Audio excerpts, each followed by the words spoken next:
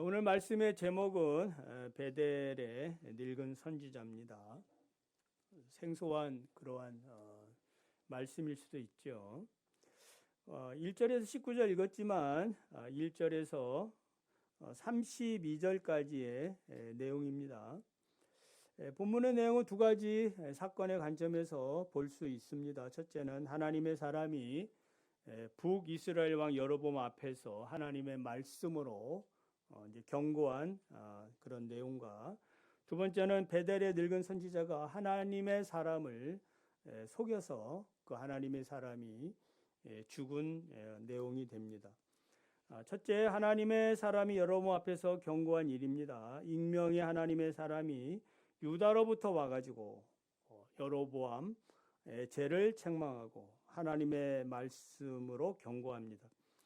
1절을 보면은 여로보암이 베델에서 세운 제단 곁에 서서 막 분향을 하려고 하는데 하나님의 사람이 나타났어요. 그러면서 하는 말이 제단아 제단아 여호와께서 이와 같이 말씀하신다 하면서 장차 요시야라는 인물이 태어나 베델의 단을 부수고 거짓 제사장을 죽일 것이다 라고 아주 강하게 외쳤습니다. 여로보암은 북이스라엘의 초대 왕이죠. 솔로몬의 범죄로 인해 가지고 하나님께서는 그의 아들인 르호보암 때에 나라를 반토막 내겠다라고 말씀을 하셨습니다.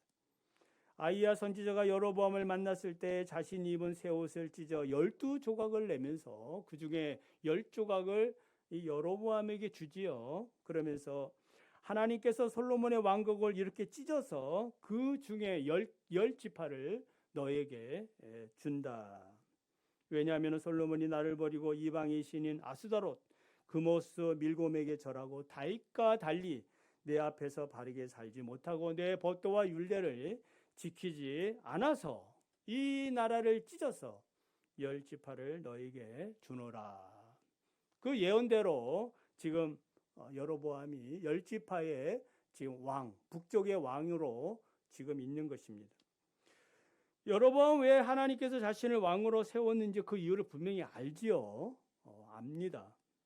그럼에도 불구하고 다윗의 길로 가지 아니하고 베델과 단의 금송아지를 만들어 놓고 이것이 애굽에서 우리를 구원해 내신 여호와 하나님이다 라고 하면서 우상 숭배를 이제 장려를 했다 이 말이에요. 지금 여로보암이 베델에 세운 금송아지 제단 앞에서 이제 거국적으로 이 거짓된 종교 우상 행사를 하고 있는데 하나님의 사람이 와서 하나님의 메시지를 전하고 있는 겁니다. 그런데 이제 말씀을 자세히 보면 경고의 대상은 여로보암이나 백성이 아닙니다. 경고의 대상은 무엇이에요? 제단입니다. 제단.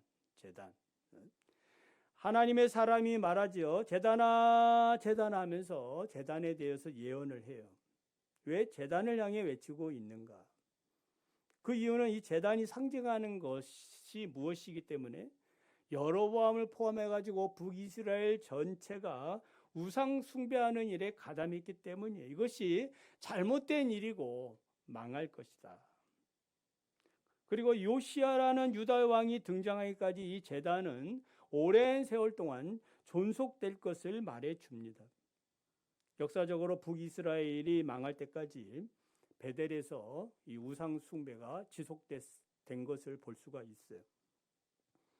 하나님의 사람이 예언한 내용은 무엇이에요? 그만 들었지요.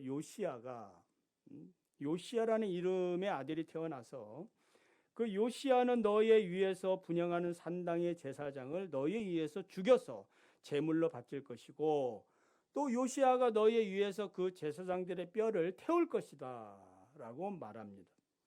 그리고 덧붙여서 이 예언의 확실성을 위하여 징조를 하나 보여주겠다고 했는데 그 징조는 지금 내 앞에 있는 이 금송아지 제단이 갈라져서 그 위에 있는 재가 쏟아질 것이다 라고 말합니다.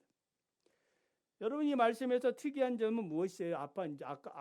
앞서 말씀했듯이 사람을 대상하지 않고 제단을 대상하고 또 이 제단의 특징은 뭐냐면은 제단에 보통 소와 양을 드리지 않습니까?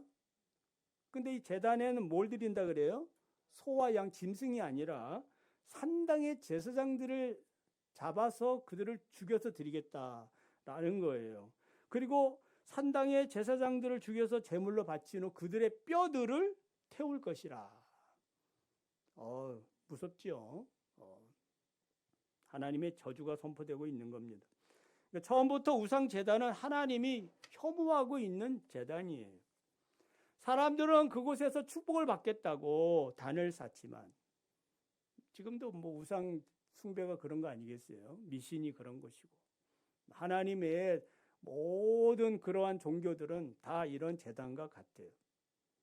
그곳에서 사람들이 축복을 받기를 원하지만 하나님이 축복을 내리지 않습니다. 하나님이 원하시는 제단은 속죄의 양 예수 그리스도가 돌아가신 오직 십자가 제단밖에 없는 줄 믿으시기를 바랍니다.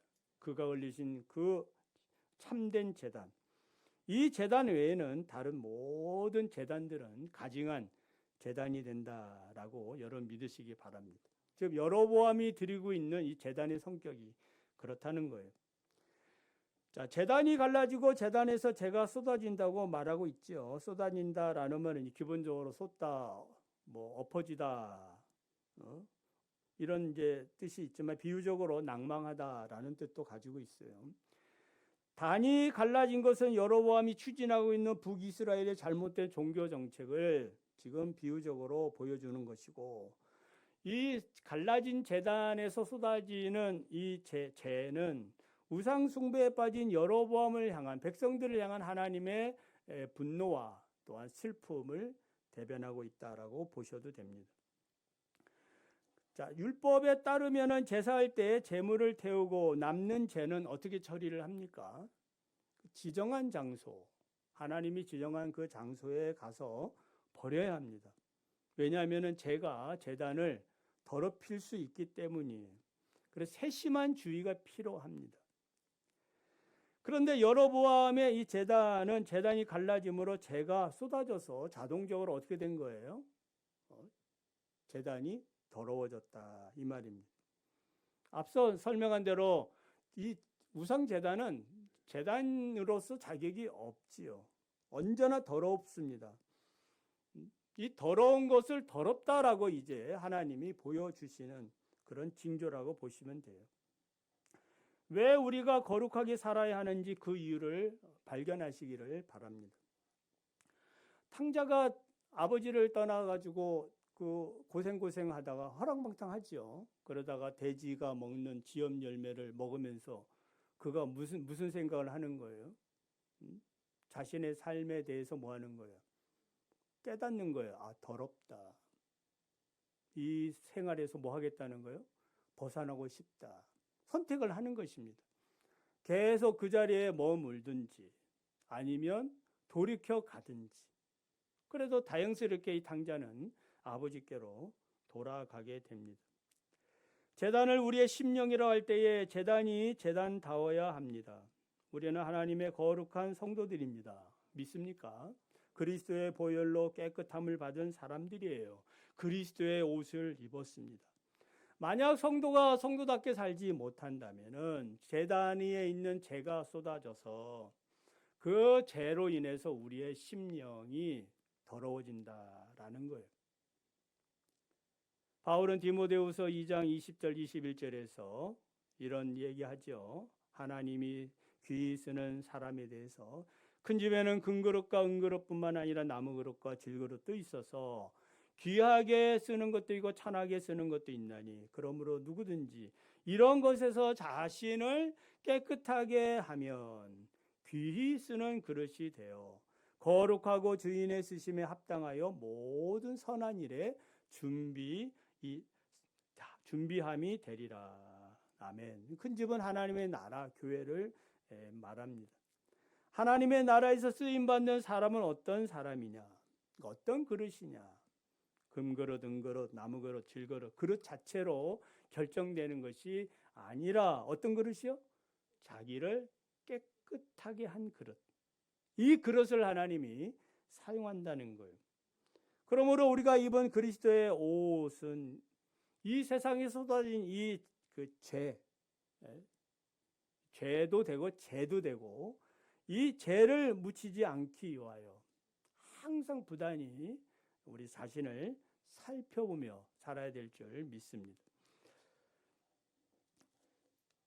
자, 하나님의 사람의 경고를 들은 여로보암은 이제 화가 나지요. 그래서 하나님의 사람을 잡으려고 손을 뻘치는 순간 어떻게 됐어요? 그 손이 이제 뻣뻣하게 말라졌습니다. 하나님이 하신 거죠. 그 순간 이제 그 징조의 예언대로 재단이 갈라져서 재가 단으로 쏟아지게 됩니다. 여로보암은 자신의 손이 마른 것을 보고 하나님의 사람에게 구하죠. 너는 나를 위하여 네 하나님께 은혜를 구하여 내 손이 다시 성하도록 기도해 주시오. 요청을 하니까 하나님의 사람이 하나님의 은혜를 구하자 여로보암의 손이 회복이 됩니다. 장래에 하실 심판 예언과 제단이 갈라지고 재가 쏟아지는 징조를 보았고 실제로 자신의 손이 말랐고 그 마른 손이 회복이 된 것을 경험한 여로보암. 어떤 신앙적인 태도를 가지게 됐는가? 여러분이 여로보암이라면 어떻게 하시겠습니까? 대부분의 사람이라면 회개하지 않겠습니까? 아유, 잘못했네. 큰일 나겠네. 근데 이 여로보암은 어떻게 해요? 까딱 안 합니다. 하나님의 그 놀라운 말씀과 은혜를 경험하고도 회개하지 않고 오히려 죄악의 그 더 깊은 길로 들어가게 됩니다. 여로보암의 길은 하나님을 대적하는 악한 자의 전형을 잘 보여줘요. 애굽의 그 바로가 그런 사람 아니겠습니까? 더욱 강팍해지는 거죠. 하나님 앞에 두려워하고 그 말씀을 경외하며 사시기를 바랍니다. 자, 두 번째로 하나님의 사람과 베델의 늙은 선지자 이야기예요. 여로보암과 하나님의 사람 사이 있었던 일들에 대해서 사람들이 다 압니다. 많은 사람들이 압니다. 왜냐하면 지금 공식적인 행사에서 있었던 일이에요. 그때 이제 베델에 한 늙은 선지자 살고 있는데 이 선지자는 여로보암의 악한 종교 정책에도 불구하고 신앙의 자유를 찾아가지고 월남하지 않았습니다. 알고 보니 정체는 이제 거짓 선지자지요. 현실과 타협하며 살고 있었습니다. 이 늙은 선지자들의 아들들이 있었는데 이 아들들이 그 이제 여로보암 그 베델 제단 그 사건에 참석했다가 목격을 한 겁니다. 그래서 늙은 선지자가 아들에게 묻지요. 그 하나님의 사람이 어디로 갔느냐? 예, 나귀를 타고 어디로 갔습니다. 그러니까 나귀를 급히 준비하고 늙은 선지자가 하나님의 사람이 있는 곳으로 뒤쫓아갑니다. 마침 이제 상수리 나무 아래에서 쉬고 있는 하나님의 사람을 발견하죠. 이 상수리 나무 아래 이게 앉아 쉬고 있다는 것 자체도 뭐 지금 시간이 없어서 말씀을 못 드리겠습니다만 문제가 있는 거거든요. 빨리 가야 되는데 모든 사람이 잘 볼 수 있는 그 자리에 지금 앉아 우두커니 있는 거거든. 그러니까 하나님의 말씀에 대한 그런 빌미를 지금 주고 있는 거예요. 여지를 주고 있다 이 말. 자, 늙은 선지자는 당신이 유다로부터 온 하나님의 사람이냐 묻고 그렇다고 대답하니까 이 늙은 선지자가 나와 함께 집으로 가서 떡을 먹읍시다 라는 말에 이 하나님의 사람은 아닙니다. 나는 그대와 함께 돌아가지도 못하겠고 그대와 함께 들어가지도 못하겠으며 내가 이곳에서 그대와 함께 떡도 먹지 아니하고 물도 마시지 아니하리라 하면서 이것은 하나님께서 내게 명령하신 일입니다. 여러분 이제 앞에 저를 읽진 않았습니다만은 여로보암 앞에서는 어떤 태도를 보이냐면은 아주 단호하게 말하거든요. 당신이 왕의 집에 있는 재물을 반이나 줄지라도 나는 안 따라갑니다. 그러면서 떡도 물도 뒤돌아가지 말라는 하나님의 명령을 말하거든요. 그리고 이제 그렇게 해서 출발을 했는데 지금 늙은 선지자 앞에서는 약간 뉘앙스가 다릅니다. 단호하지 않음을 볼 수가 있지 않습니까? 당신이 뭐라고 해도 나는 가지 않겠다. 어쩔 수 없이 못 간다는 뉘앙스를 풍기고 있는 거예요. 자, 이때 이제 늙은 선지자는 하나님의 사람이 결정적인 말을 해요. 틈이 보인 겁니다. 빌미가 보인 거예요. 빌미를 준 겁니다. 나도 그대와 같은 선지자라. 천사가 여호와의 말씀으로 내게 말했는데 그 말씀의 내용이 뭐냐? 그를 내 집으로 데리고 돌아가서 그에게 떡을 먹이고 물을 마시게 하라. 이 말씀이 나에게 주어졌습니다. 그리고 이 말씀을 따라 내가 부지런히 당신을 영접하려고 이렇게 왔습니다. 그러니까 이 말을 들은 이제 하나님의 사람, 늙은 선지자의 말에 대한 진위를 살펴보지도 않고 어떻게 해요? 그 사람, 이 늙은 선지자를 따라가서 이제 떡을 먹고 물을 먹게 됩니다. 음식을 먹었다 이 말. 성경은 말하지요. 그 사람, 하나님의 사람을 속이려 함이라. 다 거짓말이에요. 거짓말입니다. 이 늙은 선지자는 거짓 선지자였지요. 하나님의 사람은 아마도 이 늙은 선지자가 말한 나도 그대와 같은 선지자다라는 이 말에 경계심을 늦추고 친밀감을 느낀 것 같습니다. 여러분, 이런 말들은 마귀가 우리를 속이기 위한 교묘한 술책이에요. 마귀의 유혹은 언제나 우리가 가지고 있는 신앙의 어떤 경계심을 허무는 데부터 시작을 합니다. 어떤 정확한 규칙과 원칙들이 있어야 되는데 이 선을 살살 무너뜨리려고 해요. 이번 한 번이야. 많이 들어봤죠? 사회생활 하면 한 번이야. 한 번만 해봐. 누가 뭐 보나? 다 우리가 이해해. 이거 신앙이 좋다는 장로들도 권사들도 다 뭐 한 잔씩 하더구만. 이렇게 얘기하면 뭐예요? 사회생활 잘 하려면 어떻게 해야 되는 거예요? 다 경험들이 있으신가 보네. 물론 다 이해합니다. 자, 이것이 경계선이 무너지게 되면 한 번, 두 번 되고 두 번이 세 번 된다는 거 너무나 자연스럽게 그렇게 빠져 들어가는 겁니다. 마에게 중독되는 과정도 처음 한 번이죠. 호기심으로 시작하는 겁니다. 길이 아니면 가지 말아야 됩니다. 마귀는 언제나 우리를 속이려고 광명한 천사의 옷을 입고 찾아옵니다. 사기꾼일수록 어떻다? 친절합니다. 연기하는 사람 진짜같이 하지 않습니까? 진짜는 진짜처럼 잘 하기 어렵습니다. 왜냐하면 본심으로 해야 되니까. 그러나 본심이 아닌 것은 숨길 수 있습니다. 얼마든지 울 수 있습니다. 저도 여러분에게 진짜 천사처럼 할 수 있습니다. 그런데 그렇게 하지 못하는 건 제 본심이 그렇지 않아서 그런 겁니다. 그러니까 누군가 여러분에게 잘해주는 사람이 있다면 이유 없이 잘해준다면 경계 한번 해야 됩니다. 경계심을 늦춰서는 안 돼요. 이단들이 그렇게 합니다. 간이라도 빼줄 것처럼 사람을 사랑합니다. 다 자기들끼리 짜고 치고는 고스톱이에요. 다 그 사람이 그 사람이에요. 속이는 겁니다. 연극을 하는 거예요.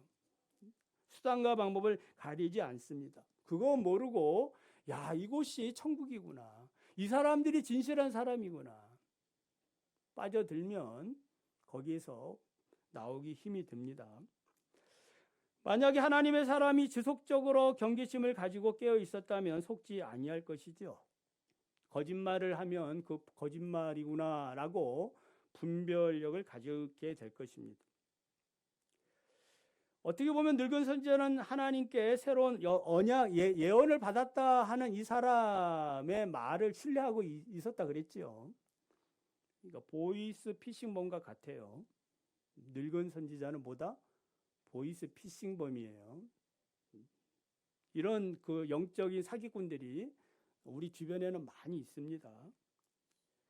최근 보이스 피싱 범죄가 진흥화되고 우리의 돈을 뺏어 가지요. 가짜 청첩장도 보내고 가짜 부고장도 보냅니다.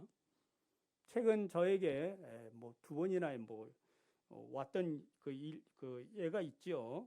아빠 핸드폰을 잃어버렸는데 지금 임시폰을 받았어. 맞는지 확인해 줘.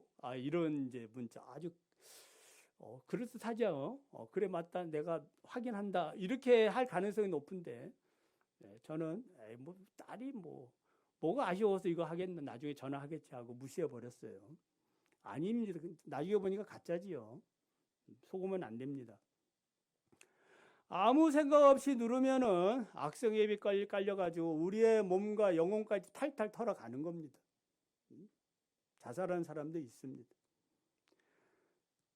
늙은 선지자는 하나님의 사람에게 자기 집에 가서 떡을 먹자고 유혹합니다. 떡이 주는 의미는 무엇일까요? 떡이 주는 의미는 뭐예요? 인생의 근본적인 그런 문제 아니겠어요? 지금 하나님의 사람이 받은 사명과 관련이 있죠. 먹지 말라고 했잖아요. 떡도 먹지 말고 물도 마시지 말고 왔던 길 다시 뒤돌아가지도 말고. 그런데 지금 그 하나님의 사람 이 유혹을 받는 거예요. 언제부터 금식했는지 잘 모릅니다. 분명히 하나님의 말씀을 받을 때부터 유다로부터 출발할 때부터 뭐 하는 거예요? 여로보암 앞에서 그리고 돌아가는 지금까지 뭐 하고 있는 거예요? 음식을 먹지 못했어요. 베델이 이제 유다 거기 이제 경계선에 있는데 아무리 뭐 가까워도 하루 이상은 가지 않겠습니까? 국경 넘어가는 건데 쉬운 일이 아닌 것입니다. 그리고 여로보암 앞에서 수많은 사람들 앞에서 살떨리는 뭐 한 거예요? 지금 영적 전쟁을 치룬 상태거든요. 이 하나님의 사람의 마음이 어떻겠습니까? 지금 그렇지요. 엘리야도 그 갈멜살 전투 그 재단 이후에 지금 허탈감, 번아웃이 돼가지고 고통을 당하는 거 보지 않았습니까? 지금 그럴 수 있는 상태예요. 자, 이럴 때에 이제 늙은 선지자의 이 말, 하나님이 당신을 위하여 이제 위로 차원에서 새로운 계시가 내려왔습니다. 왜냐하면은 자기도 익명의 그 선지자 아닙니까? 자기도 뭐 엘리야나 엘리사처럼 유명한 선지자가 아니잖아요. 선지 학교도 나온 것도 아니고.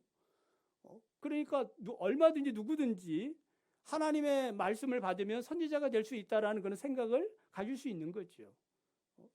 그렇지 않아도 지금 자기의 마음이 이렇게 이제 큰 그 사명을 감당하고 돌아가는 거 아니겠어요? 어쩌면은 내 이제 사명 다 했다라고 생각할 수도 있는 거 아니겠어요? 이제 다 끝났다. 여러분 다 끝났다고 생각할 때가 그때 인생이 그 어려움에 빠질 수 있는 그 타이밍이 되는 거예요.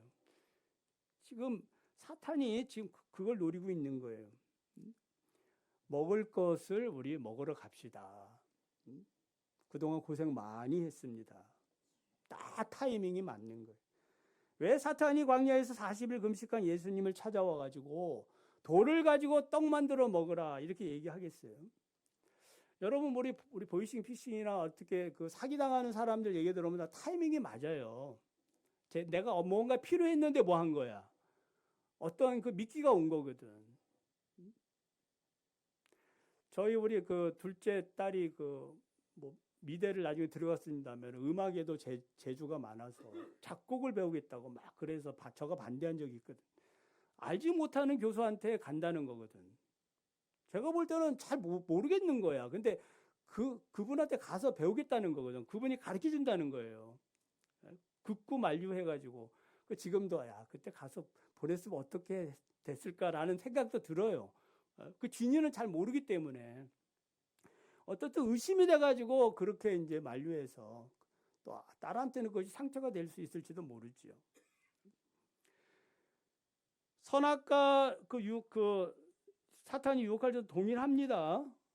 보안직도 하고 먹은직스럽고 지혜롭게 할 만치 탐스러운 미끼입니다. 미끼. 늙은 선지자는 하나님의 사람을 어떻게 하면 한 번에 무너뜨릴 수 있는가를 잘 알고 있는 거예요. 약점을 알고 있다 이 말이에요. 오늘 사단이 여러분의 약점을 알고 그 약점을 가지고 여러분을 유혹한다면 어떻게 되겠습니까? 10중 8구 넘어질 가능성이 많아요. 그렇지만 우리 주님이 우리와 함께 하시고 우리를 지켜주시기 때문에 그 유혹 가운데 빠지지 않고 지금까지 잘 살고 버티고 있는 줄 믿으시기를 바랍니다.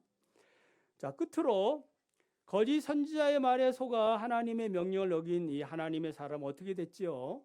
뒷절을 보면 이 하나님의 심판을 받아가지고 죽어요. 하나님의 명령을 어겼지 않았습니까? 죽는다 그랬거든요. 사자에게 찢겨 죽습니다. 이 심판이 하나님의 행위에서 온 것임을 증명하기 위해서 사자는 어떤 모습을 하고 있어요? 우리 안 읽어봤잖아요.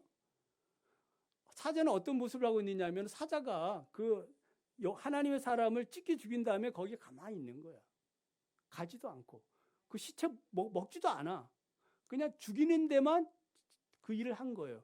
그리고 그 하나님의 사람이 이제 그 베델의 늙은 선지자가 나귀를 줬거든요. 그 나귀를 타는데 그 나귀가 지금 어떻게 돼 있어요? 사자 옆에 가만히 있는 거예요. 할렐루야. 누가 하신 거야? 아니, 동물의 세계에서 이런 일이 있을 수 있어요? 사자가 지금 나귀랑 가만히 있는 거야, 이렇게. 그 자리에. 늙은 선지자가 와서 그 사람을 이제 장사를 나중에 치러주는데 이 모든 일은 누가 하시는 거예요? 하나님이 하신다. 이 심판의 메시지는 더 크게 큰 메시지가 있어요. 우상 숭배에 열심을 내면 하나님의 말씀을 떠난 자들은 그 누구든지 누구를 막론하고 뭐 하겠다는 거예요? 심판하겠다. 죽는다라는 메시지가 있습니다.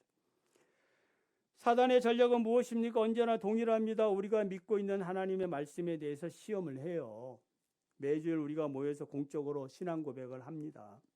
한 사람도 빠짐이 없이 다 하는 줄 믿습니다.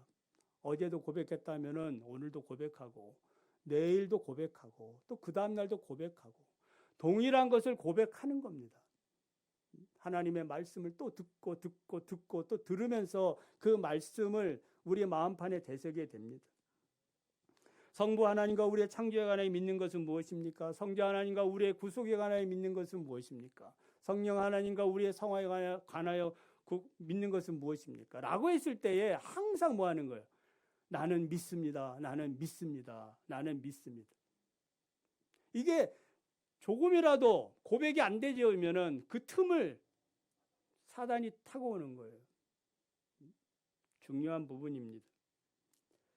하나님의 말씀에 순종하며 사시기를 바랍니다. 가라 하면 가고 가지 말라고 하면 가지 마시기 바랍니다. 먹지 말라고 하면 먹지 마셔야 됩니다. 그런데 가야 할 곳에 가고 먹지 말아야 할 것을 먹으면 문제가 생길 수 있다라는 겁니다. 날마다 영적 분별력을 가지고 사시기를 바랍니다.